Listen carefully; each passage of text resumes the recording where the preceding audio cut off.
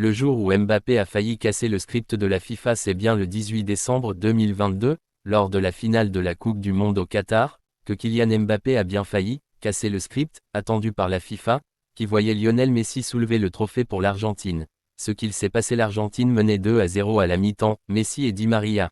Mbappé réussit à mobiliser ses coéquipiers dans les vestiaires avec un discours coup de poing. C'est une finale, on est mené de 2 buts mais on peut revenir, c'est tous les 4 ans. Dès la 80e minute, il transforme un penalty, 2-1, puis marque à nouveau 97 secondes plus tard, d'une volée superbe, 2-2. En prolongation, il provoque un second penalty qu'il convertit, 3-2, devenant le deuxième joueur après Geoff Hurst à inscrire un triplé en finale, et le premier à totaliser 4 buts, en comptant 2018, dans une finale de Coupe du Monde. Face à cette performance, tout semblait s'ouvrir, pour une victoire historique de la France, mais le scénario attendu s'imposait, le match se termine 3-3 après prolongation. Messi soulève la 3e étoile pour l'Albi-Céleste, confirmant l'un des scénarios les plus attendus. Pourquoi ce moment est si marquant? Mbappé a renversé la vapeur face à un des plus grands joueurs de tous les temps, Messi, champion attendu. Il a forcé la finale à basculer sur ses épaules, reprenant toute la rencontre à son compte. Pourtant, même son triplé n'a pas suffi, illustrant la dramaturgie rare d'un match à suspense, riche en émotions.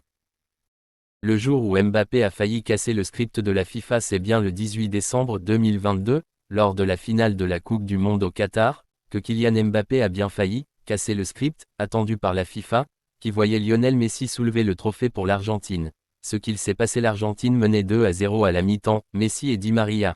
Mbappé réussit à mobiliser ses coéquipiers dans les vestiaires avec un discours coup de poing. C'est une finale, on est mené de 2 buts mais on peut revenir, c'est tous les 4 ans. Dès la 80e minute, il transforme un penalty, 2-1, puis marque à nouveau 97 secondes plus tard, d'une volée superbe, 2-2. En prolongation, il provoque un second penalty qu'il convertit, 3-2, devenant le deuxième joueur après Geoff Hurst à inscrire un triplé en finale, et le premier à totaliser 4 buts, en comptant 2018, dans une finale de Coupe du Monde. Face à cette performance, tout semblait s'ouvrir, pour une victoire historique de la France, mais le scénario attendu s'imposait, le match se termine 3-3 après prolongation. Messi soulève la 3e étoile pour l'Albi-Céleste, confirmant l'un des scénarios les plus attendus. Pourquoi ce moment est si marquant? Mbappé a renversé la vapeur face à un des plus grands joueurs de tous les temps, Messi, champion attendu.